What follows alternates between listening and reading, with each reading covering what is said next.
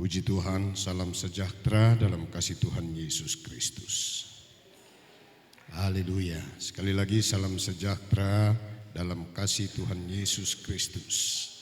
Haleluya, puji Tuhan. Kita bersyukur hari ini dapat kunjungan dari pemerintah dan perangkat yang ada di desa Terer 1. Kita semua boleh berada dalam keadaan yang baik. Puji Tuhan, saudara-saudara. Mari kita melihat bagian firman Tuhan pada hari ini. Kita membuka kitab kitab Mazmur pasal yang ke-37, Mazmur 37. Kita membacanya dalam ayat yang ke-5. Mazmur 37 ayatnya yang ke-5. Mari sambil berdiri kita baca bersama-sama ayat ini dalam Mazmur 37 ayat yang ke-5. Sudah dapat semua? Kita baca bersama-sama. 2, 3. Serahkanlah hidupmu kepada Tuhan dan percayalah kepadanya dan Ia akan bertindak. Haleluya. Silakan duduk. Jelas dalam pasal 37 ini adalah tulisan Daud. Kita kenal Daud seorang tokoh yang sangat luar biasa dalam Alkitab. Dia seorang yang pernah memimpin kerajaan Israel secara utuh 40 tahun lamanya.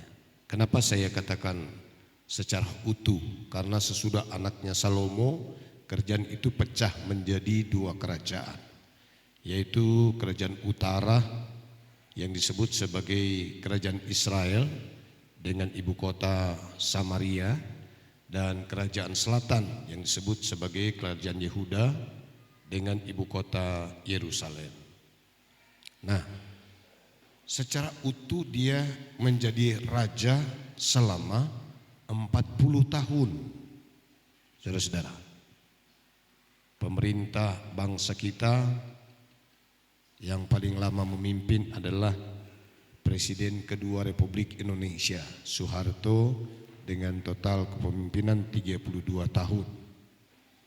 Belum mencapai Daud 40 tahun, saudara-saudara. Dan hebat orang ini.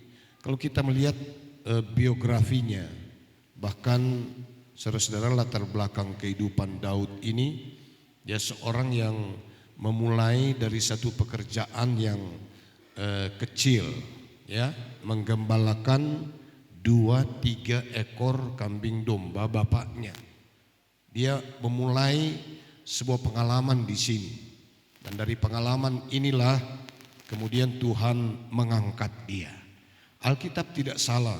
Kalau kita setia dalam perkara yang kecil, Tuhan akan mempercayakan kita perkara yang besar. Katakan amin. Jadi apapun tugas yang dipercayakan kepada kita, sekecil sebesar apapun, kerjakan itu dengan baik. Karena kalau kita mengerjakan itu dengan baik, Alkitab berkata Tuhan akan mengangkat kita. Daud telah memulai dari hal yang kecil, dari hal yang sepele, walaupun dia adalah seorang anak bungsu.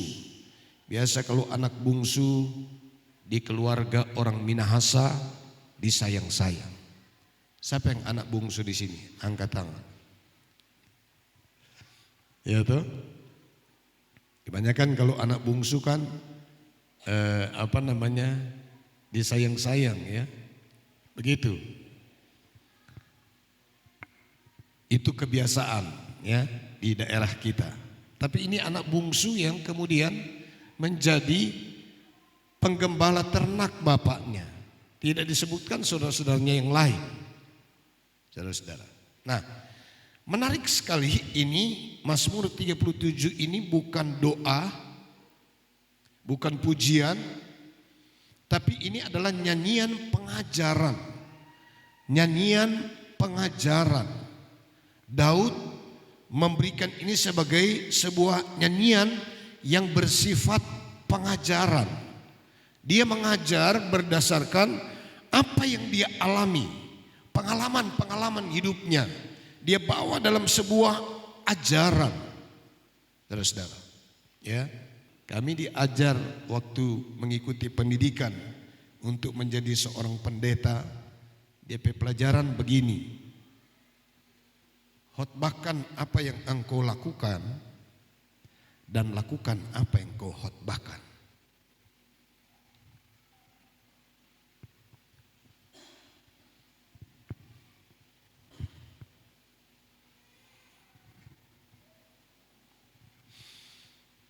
Jadi khotbahkan apa yang engkau lakukan dan lakukan apa yang engkau khotbahkan.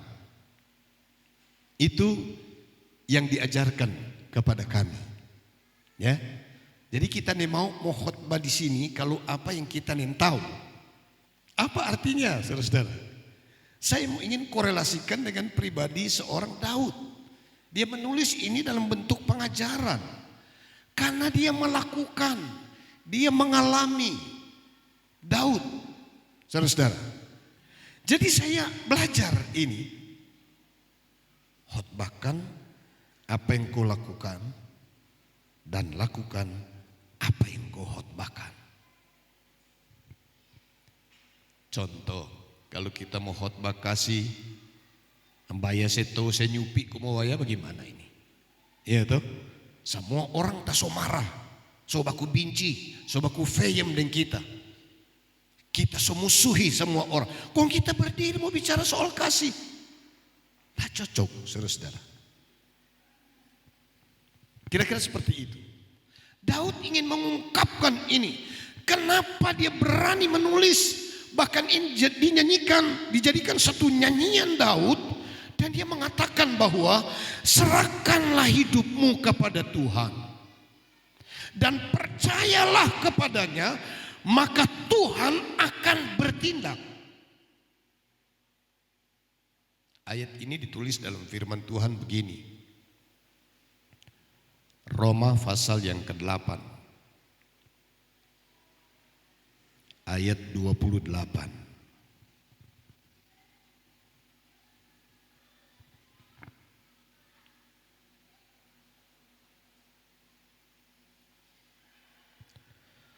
Kita tahu sekarang bahwa Allah turut bekerja dalam segala sesuatu untuk mendatangkan kebaikan bagi mereka yang mengasihi Dia, yaitu bagi mereka yang terpanggil sesuai dengan rencana Allah. Kita tahu sekarang, kita harus mengetahui bahwa Allah turut bekerja. Saya mau tanya, siapa yang mulai di sini? Yang memulai itu kita. Itu yang Daud maksudkan. Serahkanlah hidupmu kepada Tuhan dan percayalah kepadanya. Dan Dia akan bertindak. Tuhan akan bertindak kalau kita yang menyerahkan hidup kita kepadanya. Tuhan akan bertindak kalau kita mempercayakan segala sesuatu kepada Tuhan. Saudara, kalau ke dealer untuk servis kendaraan, begitu Anda sampai, Anda mendaftar registrasi. Apa keluhan sudah ditulis itu, silakan taruh kunci ke mereka. Dan Anda duduk saja, ambil koran, ambil majalah, main handphone, dan mereka yang mengerjakan di sana. Betul? Kalau orang selesai masuk di dalam tu oto, orangnya nak pidusu, kita mau lihat mau backing. Nyata, saudara. Kenapa? Karena sudah menyerahkan kepada mereka dan mereka yang akan memperbaikinya. Saya beberapa kali, boleh berapa jam? Saya minta estimasinya. Kira-kira Pak, nanti lepas siang baru kelar. Oh kalau begitu tapi makan dulu. Kita keluar tapi makan. Sampai kadang-kadang tapi sampai itu otot di luar. Malah so cuci, saudara-saudara. Ya, kalau di Daihatsu Malalayang. Sudah Pak, coba Jo. Jadi, jalan, selesai. Saya mau bawa kita pada contoh-contoh yang sederhana ketika kita menyerahkan hidup kita kepada Tuhan dan kita percaya kepada Tuhan. Persoalannya di sini Tuhan bilang serahkan hidupmu kepada Tuhan. Orang yang banyak intervensi. Tuhan kiapa kok begini, Tuhan kiapa padang begini, kita suka kok Tuhan begini. Malah kita semua atur pak Tuhan. Kira-kira seperti itu. Daud punya pengalaman. Serta Daud sebelum dia menjadi raja, dia mengalami satu keberhasilan yang hebat ketika mengalahkan Goliat. Ketika dia sukses mengalahkan Goliat. Itu cikal bakal. Dan dia telah melatih diri dari sejak menggembalakan 2-3 ekor kambing domba bapaknya. Apa yang terjadi, saudara-saudara? Dengan pengalaman kesaksian itu dia berbicara kepada seorang raja yang namanya Saul yang sedang dirundung dengan ketakutan yang amat sangat karena melihat sosok Goliat yang tidak bisa dilawan oleh satu orang yang hebat pun dari Israel. Setiap kali dia tampil, dorong semua lari, termasuk Saul. Muncul seorang anak muda yang kemerah-merahan, Alkitab berkata, seorang yang masih sangat belia. Tapi dengar kesaksiannya, aku menjaga kawanan ternak bapakku. Kalau ada singa atau beruang yang datang, aku lawan. Saudara-saudara, aku keluarkan kambing domba itu dan aku robek mulutnya. Kita mau tanya di sini, ada yang berani melawan beruang? Saya berani kalau beruang, tapi kalau beruang saya tidak berani. Kalau semua disuruh menghadapi beruang, semua orang berani. Tapi kalau beruang, siapa mau berani? Saudara-saudara, nah ada orang yang berani. Tidak ada orang yang berani melawan beruang. Saudara-saudara, saya percaya Goliat pun tidak berani melawan beruang. Karena itu dia punya pengalaman ini. Dia bisa meremehkan orang ini, apalagi orang ini sedang menghina Tuhannya. Oh, mandiri dia hati waktu dengan nih Goliat ini menghina barisan tentara Israel yang mereka adalah notabene umat Tuhan. Lihat saudara-saudara. Oh, dia siap diperhadapkan kepada raja. Ngana siap, kita siap. Kita pengalaman kita merobek mulut beruang, singa. Menyerahkan hidup kepada Tuhan. Terangkan orang Kristen ada istilah begini. Ketika kita jadi hamba Tuhan, kita menyerahkan hidup kepada Tuhan. Saya merenungkan panjang ini dan saya berkesimpulan ini satu pendapat yang keliru. Kiapa nanti mau jadi pendeta kok menyerahkan hidup kepada Tuhan? Saudara-saudara, Daud menyerahkan hidup kepada Tuhan itu dia bukan pendeta. Bahkan ada teman pendeta bersaksi, oh puji Tuhan tahun 80 saya menyerahkan hidup kita kepada Tuhan. Menjadi pendeta. Saudara-saudara, siapapun kita, apapun latar belakang hidup kita, kapanpun, dimanapun, kita bisa menyerahkan hidup kita kepada Tuhan. Bahkan di gereja kami ada satu sakramen namanya penyerahan anak. Karena sesuai dengan Injil Lukas pasal yang kedua. Yesus diserahkan di bawah oleh orang tuanya. Di sana ada Simeon, di sana ada Hana. Orang-orang tua yang sedang punya hubungan intim dengan Tuhan. Lalu kemudian Yesus dimasukkan ke rumah Tuhan, ke bait Allah untuk diserahkan. Karena itu salah satu bentuk ajaran firman Tuhan. Ketika kita membawa anak-anak kita menyerahkan kepada Tuhan. Karena kita terbatas dan tidak mampu menjaga anak-anak kita secara sempurna. Saudara-saudara, saya lupa anak kami yang nomor berapa. Walaupun tapi anak cuma dua anak angkat. Tapi salah satu anak kami, ya, anak yang sulung kalau tidak salah, dia jatuh dari tempat tidur, dia ciri di pakaian kotor, satu timbunan pakaian kotor. Orang lagi makan di ruang makan, dapat lihat tuh jendela ada, pintu ada buka, pintu kamar, dan tuh anak ada taruh di koi. Nah dia so belajar aja balik begini, saudara. Ya, sementara orang makan, tiba-tiba dia so menangis kong badiang. Artinya dia, orang bilang mengeren begitu. Dia so ciri dari koi, mari lihat saudara. Kemurahan Tuhan, dia ciri di baju kotor.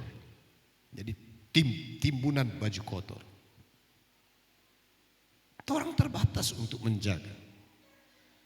Kita menjaga tapi anak-anak, saudara-saudara. Karena ini ceritanya sayang istri ya. Istri baru melahirkan dan dia mesti dipulihkan. Kita yang jaga tuh bayi. Ya, kita taruh bantal, sotong kadang bantal sebasanda di dinding. Saudara-saudara sekalian, kita sempat tidur, waktu anak ada di sini. Tapi sehebat-hebatnya kita tidak akan mampu secara sempurna untuk menjaga anak-anak kita.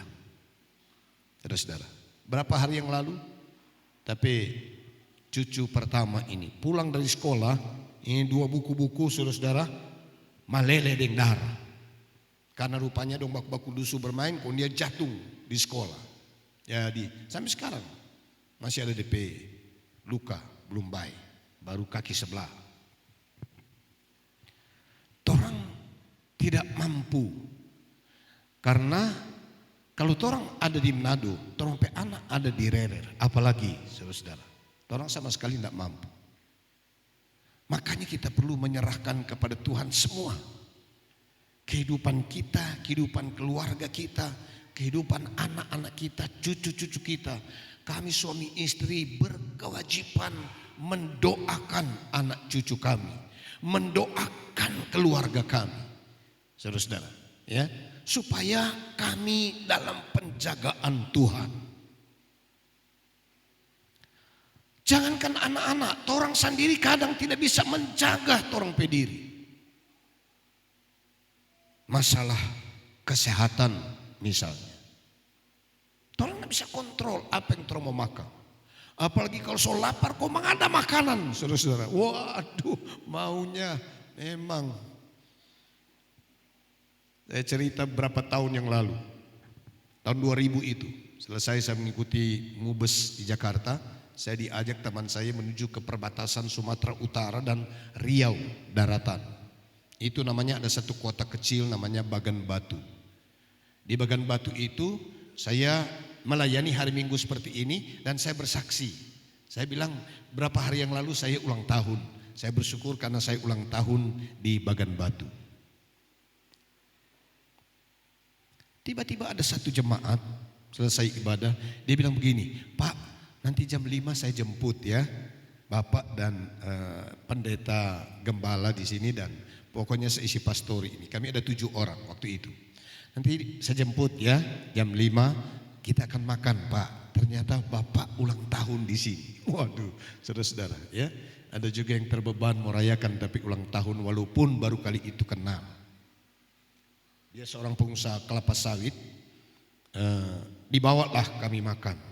Itu meja yang disiapkan di restoran 2 kali dari meja ini. Makanan, waduh luar biasa. Kalau kita lihat tuh udang windu yang dah cucu begini, kong bakar, saudara-saudara. Udang windu itu udang yang lembut, ya. Lalu kemudian dibakar. ada yang digoreng, dan ada cumi, ada segala macam. Sebelum makan, handphone saya berbunyi. Ring, saya bilang, halo, istri saya telepon. Ada di mana? Nah, pada dorang dah ajak makan. Kok? Oh, napa tuh makanan? Istri saya bilang apa? Hati-hati. Kita tidak lupa itu dia, saudara-saudara. Ya, tahun 2000 Februari, ya, awal Maret waktu itu. Istri saya, hati-hati. Sampai ini hari di Pesuara mengiang-ngiang di sini. Hati-hati. Belum lama ini saya ke pedalaman Mamasa dan Toraja. Di sana, saudara-saudara, hampir saya tidak melihat ikan laut di sana. Karena di sana seluruh masyarakat, gitu ya. Ini baku dekat deng. Di sana semua rumah piara babi, piara ayam, dan dorang kalba tanang padi, langsung lepas ikan mas. Waktu panen padi, panen ikan mas. Hari-hari kita mengada itu selama 9 hari. Sudah bisa bayangkan. Makanya kita pulang Batensi, oh doh naik saudara-saudara 150/90.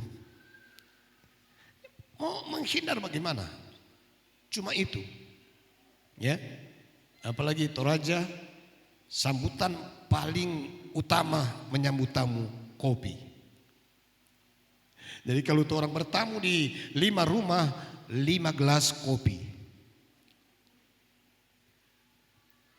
Makanya kurang gestel, saudara-saudara, kurang jaator, ya. Tolong pergi mana? Oh, mau ke sana.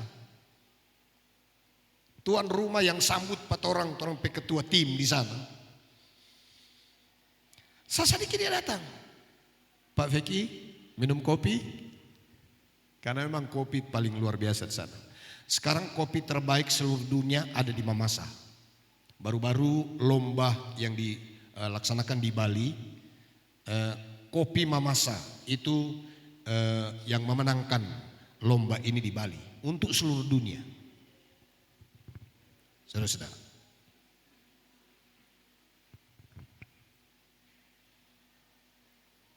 Kadang orang tidak bisa menjaga juga orang pediri ini.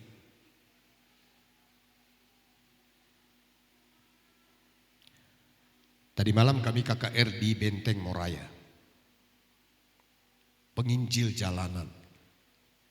Terus sebagai di pasar atas Tondano direspon sangat luar biasa. Datang di Plaza Tondano, itu minggu lalu hari Sabtu. Dan kemarin di Benteng Moraya, tadi malam. Kami alami mujizat di sana. Masih sementara kesaksian Ujang coba datang. Keyboard, alat-alat musik semua ada di situ, saudara-saudara. Ya, orang so angkat tangan sama Tuhan, tolong kalau boleh Tuhan jangan permalukan 4 orang ini. Dia Ujang keras ini luar biasa. Ya, abis ini. Tuhan tolong, Tuhan tolong. Saudara-saudara, kontorang lihat tuh Ujang, dia baron iko remboken sana, saudara-saudara. Oh, dia putar belakang. Oh, luar biasa keajaiban Tuhan. Tapi di sana DP dingin minta ampun, saudara-saudara. Ya. Karena dingin masih di Benteng Moraya kita kalau begini acem. Oh Tuhan tolong. Tolong Tuhan ini masuk angin. Padahal ada mantel di oto. Cuma karena saudara tatambah dengan pergumulan Ujang. Sehingga saudara lupa ambil mantel. Tapi kemurahan Tuhan. Haleluya. Dari Benteng Moraya kami ke Kawangkoan, Kinali. Pokoknya sampai di sini 11:30 malam tadi malam. Tapi kita berusaha untuk istirahat. Karena pagi so mesti bangun. Bukan cuma ibadah ini pagi. Memang orang terbiasa seperti itu. Saudara-saudara, jam 5 paling lat orang so bangun untuk berdoa menyembah Tuhan. Seperti itu. Jadi kita juga kadang tidak mampu menjaga ini kesehatan. Saudara-saudara. Kadang-kadang kita dengan penyakit tertentu kita banyak larangan. Tidak boleh ini, tidak boleh ini, tidak boleh ini. Cuma membingungkan juga, saudara-saudara. Di YouTube kita lihat ada satu orang dia menyampaikan pendapat begini. Asam urat katanya tidak boleh makan kacang-kacangan. Itu mitos. Kita bilang anak rasa dulu kuat.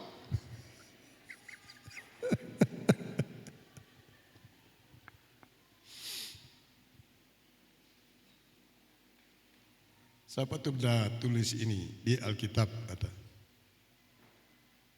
Kalau kita jatuh dalam berbagai-bagai pencobaan, anggaplah itu sebagai itu Alkitab bilang tuh. Anggaplah kata kebahagiaan ya. Kalau orang ada dalam pencobaan. Saudara-saudara, Daud ini seorang yang hebat. Ternyata salah satu kehebatan Daud adalah ketika dia bisa menyerahkan hidupnya sepenuhnya kepada Tuhan dan percaya. Tahun lalu pemerintah kita secara resmi mengumumkan melalui Presiden Jokowi, 2023 ini gelap. 2022 sukar, 2023 gelap. Kita yang tahu lah 2024 itu apa di istilah. Paling dia PKK, saudara-saudara. Ya, artinya apa? Kita bisa mengalami berbagai kesulitan. Sampai hari ini cingke, ya mungkin ada sedikit. Orang kalau mau berharap cingke semua 5 tahun ini toh tidak menikmati hasil cingke itu. Mari kita lihat orang ini semua sehat-sehat, ya, segar bugar, luar biasa. Ini salah satu bukti bahwa Tuhan yang berjanji, Tuhan yang setia. Serahkanlah hidupmu kepada Tuhan. Ini saya mau katakan begini, Tuhan itu adalah alamat yang paling tepat. Kalau saudara menyerahkan hidup karena saudara punya koneksi, saudara punya harapan ya, manusia itu punya harapan itu. Kadang kita terlalu bergantung kepada harapan kita yang sifatnya bukan Tuhan. Di luar Tuhan itu alamatnya tidak bisa menjamin. Saya mau katakan seperti itu. Mari kita lihat beberapa contoh dalam Alkitab atau kita melihat beberapa ayat dalam firman Tuhan ya. Yeremia 17 ayat 5.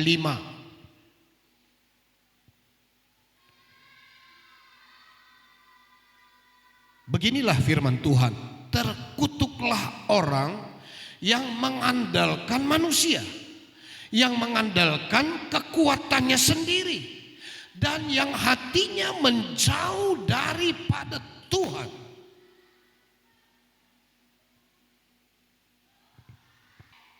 Nah, kalau orang terlalu mengandalkan orang hidup manusia yang terbatas, yang jelas Alkitab berkata, Yohanes pasal yang ke-15 ayat 5, di luar aku kamu tidak bisa berbuat apa-apa. Jangan selalu mengandalkan ini. Banyak contoh konkret yang kita lihat, orang-orang hebat, orang-orang luar biasa, tinggi perawakan, kekar. Satu saat saudara-saudara sekalian kita lihat dia kurang balepe-lepe. Mau apa nih? Orang tidak bisa andalkan apapun. Dan Tuhan berkata terkutuk. Kalau orang selalu mengandalkan orang manusia. Ini salah satu ajaran kekristenan yang paling hebat dan luar biasa. Ketika kita tidak pernah mengandalkan diri kita sendiri di luar Tuhan.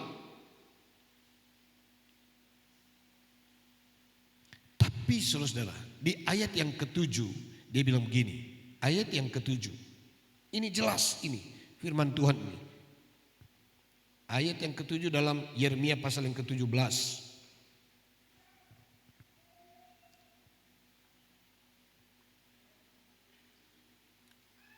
Sama-sama baca, 2, 3. Diberkatilah orang yang mengandalkan Tuhan, yang menaruh harapannya pada Tuhan.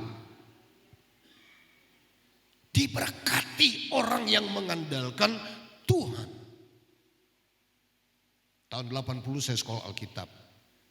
Tahun 84 saya sudah menggembalakan jemaat. 1 tahun lagi saya genap 40 tahun menjadi gembala jemaat. Satu kurun waktu yang tidak mudah, tidak pendek saya lewati. Saudara-saudara, dengan berbagai pengalaman-pengalaman. Bahkan saya mulai melayani dari 2 keluarga di Parenteng. Jalan kaki dari Eris 22 km, suami istri.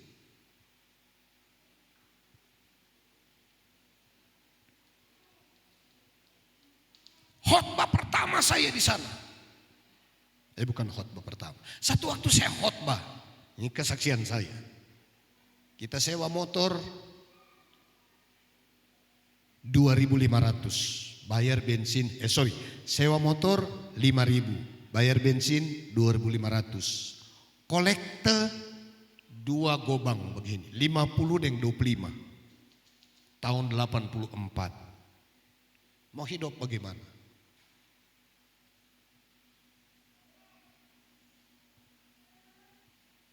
Mari kalau kita ada, karena kita serahkan tapi hidup Tuhan. Haleluya.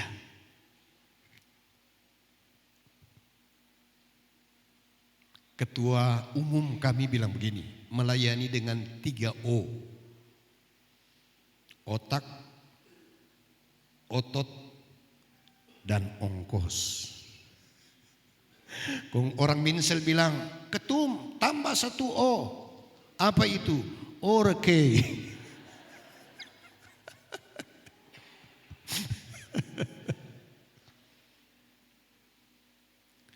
Saya baru pulang dari Sulbar dan Sulsel. Kalau tidak ada halangan, besok lusa saya ke Aceh. Ke Medan dan ke Aceh. Dari sini penerbangan langsung ke Medan. Dari Medan, ketua daerah di sana tunggu di bandara untuk langsung ke Lok Samawi, Aceh, ibadah pertama. Sesudah itu kami ke Sabang. Sabang itu titik nolnya Indonesia di sebelah barat.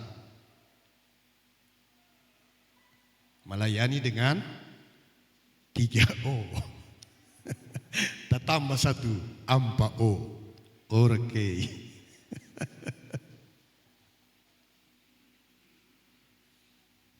Tiga periode ini saya sudah di Komisi Pusat Penginjilan kemana-mana, saudara-saudara.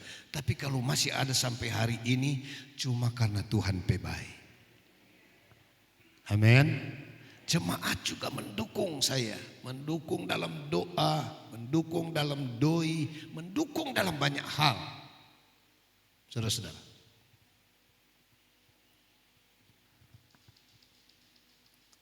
Menyerahkan hidup kepada Tuhan. Saya mau akhiri dengan bagian ini. Kalau orang menyerahkan hidup kepada Tuhan, Mazmur 37 ayat 7 yang kita baca tadi ayat 5. Kita lihat ayat 7. Ayat 7 Mazmur 37. Berdiam dirilah di hadapan Tuhan dan nantikanlah Dia. Jangan marah karena orang yang berhasil dalam hidupnya, karena orang yang melakukan tipu daya.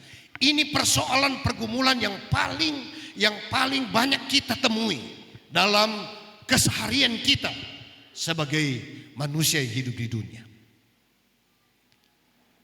Tuang si katowo reken sia silakan lo itanyaku. Ada amin? Si kawiles reken si kekaya. Nyaku kumali mau ka bantal orang aki gereja. Seolah-olah kumina nuana-nuana lah.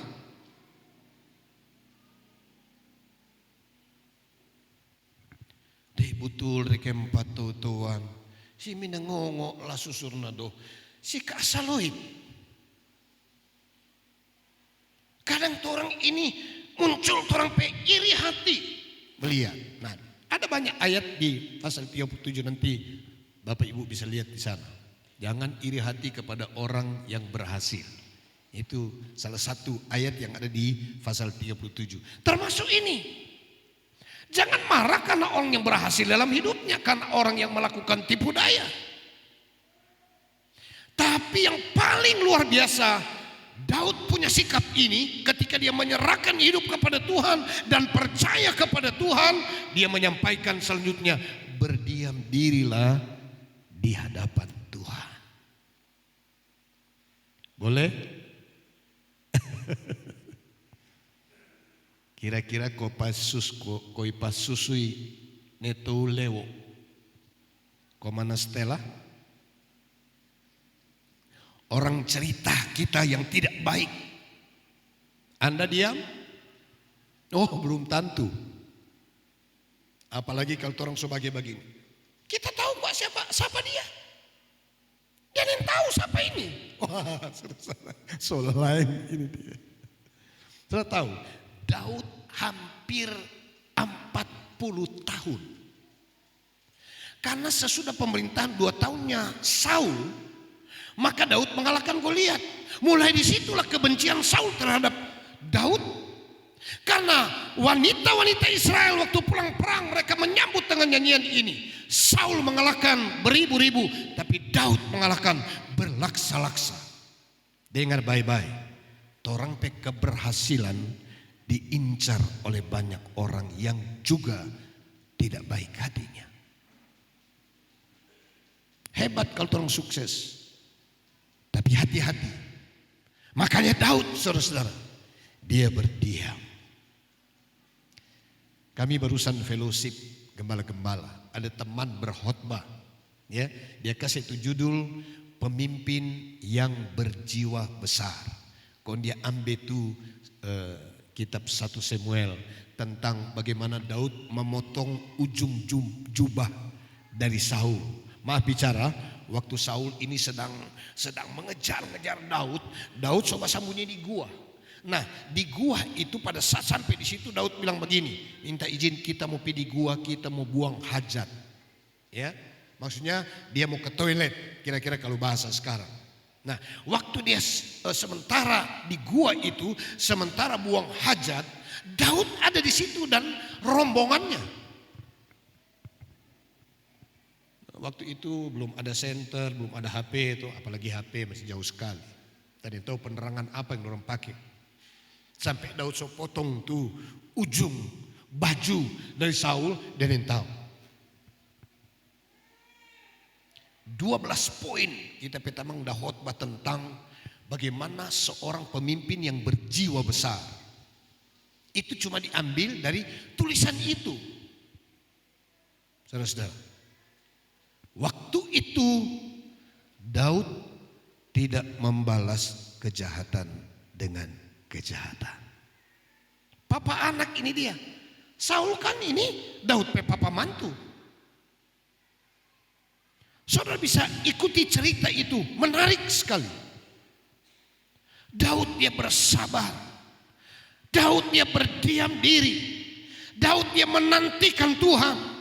Dia takomokore itu orang ini, karena dia seorang yang diurapi Tuhan dalam pandangan Daud. Dengan kesabaran Daud menanti Tuhan. Lihat, Saul mati dengan pedangnya sendiri.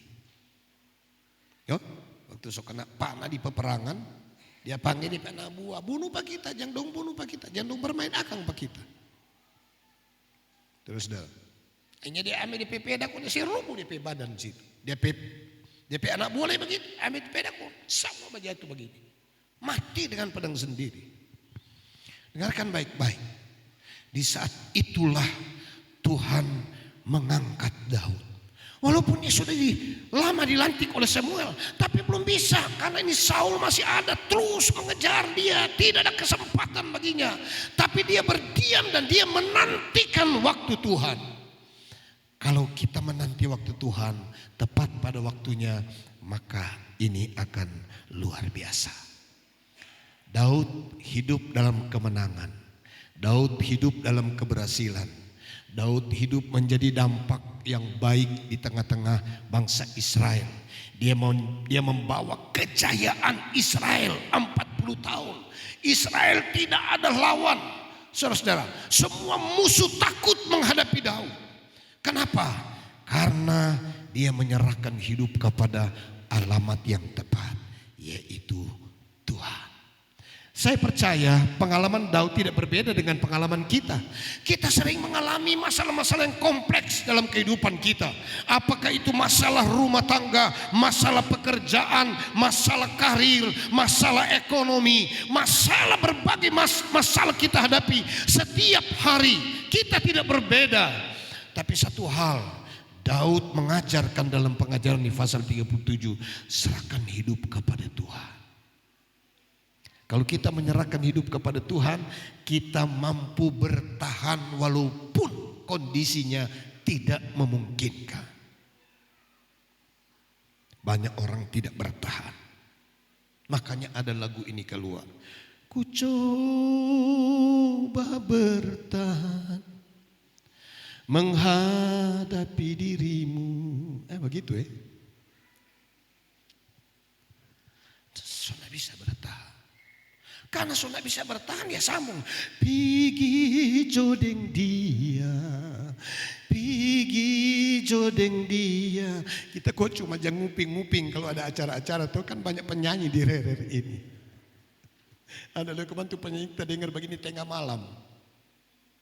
Oh Tuhan, pakailah hidup. Aduh Tina Weltino.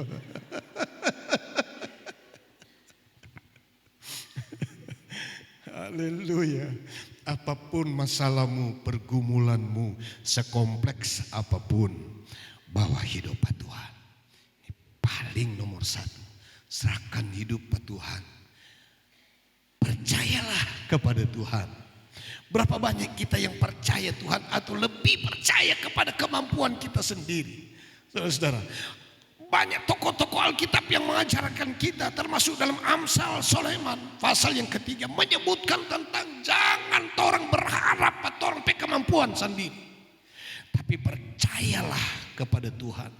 Dorang tulis ini karena dorang pengalaman untuk disampaikan kepada kita, supaya kita pun mengalami hal yang sama. Berdiam dirilah, luar biasa ini. Berdiam dirilah di hadapan Tuhan. Haleluya. Daud bukan mungkin ya, pada saat itu dia menghadap Tuhan. Orang kasih yang TP anak buah ini cuma 300, ini 3.000 di belakang Tuhan. Saul lengkap datang dengan persenjataan dan orang-orang pilihan mengejar. Tuhan, kita tidak tahu mau bikin apa ini. Sama dengan ibu gembala. Baru mau jalan 6 bulan, operasi kandungan 4 tahun. Kontor matanya, Tuhan tolong. Dokter pertama bilang begini, Pak, Ibu, ini bukan miom, ini kanker kandungan. 3 hari sebelum operasi kami dipanggil dan diberikan penjelasan, Bapak, Ibu, so tahu resiko operasi. Tolong badian. Pertama, sadia darah. So ada darah? Ada, dok, 3 kantung. Akhirnya darah tidak dipakai. Tidak pendarahan. Bius lokal, bukan total. Operasi besar, bius lokal. Ini mujizat-mujizat yang saya lihat. Sadia darah. Doakan dokter petangan, jangan dia keseleo di dalam. Itu yang kedua. Yang ketiga, bisa mati di meja operasi. Tapi yang keempat paling mengerikan. Orang pemeriksaan terakhir di dinding kandungan ibu, kankernya ganas. Orang menangis Pak Tuhan. Tuhan, orang tidak bisa bikin apa-apa Tuhan. Tapi orang percaya cuma Tuhan yang sanggup. Operasi darah 3 kantong tidak dipakai. Tidak terjadi kesalahan, cuma 1 dokter yang tangani. Proses operasi hanya 1 jam lebih. Operasi besar, kandungan diangkat.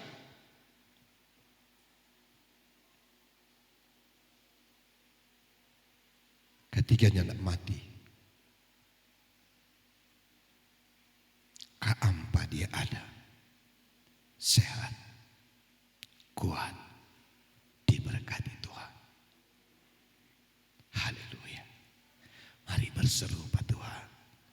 serahkan hidup dan percaya, berdiam diri dan nantikanlah Tuhan. Siapapun kita punya pengalaman yang sama. Kadang kita diperhadapkan kepada jalan yang buntu. Tidak ada jalan Tuhan. Soalnya tidak ada sotak tutu di muka ini Tuhan. Tapi ketika kita berseru memanggil nama Tuhan, menyerahkan semua kepada Tuhan, saya percaya firman Tuhan adalah kebenaran yang tidak bisa digugat oleh siapapun.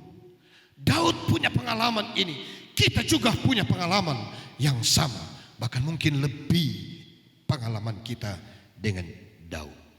Karena itu, mari saudara-saudara, firman Tuhan kita terima, taruh di hati, firman Tuhan kita lakukan. Haleluya, serahkanlah hidupmu kepada Tuhan. Percayalah kepada Tuhan dan Tuhan akan bertindak bagi kita. Tindakan Tuhan akan menolong kita. Tindakan Tuhan akan memberkati kita. Tindakan Tuhan akan menyembuhkan kita. Tindakan Tuhan akan menghibur kita. Tindakan Tuhan akan memberi kita kemenangan. Karena itu jangan salah alamat. Datang kepada Tuhan dan serahkan hidup kepada Tuhan. Haleluya, puji Tuhan.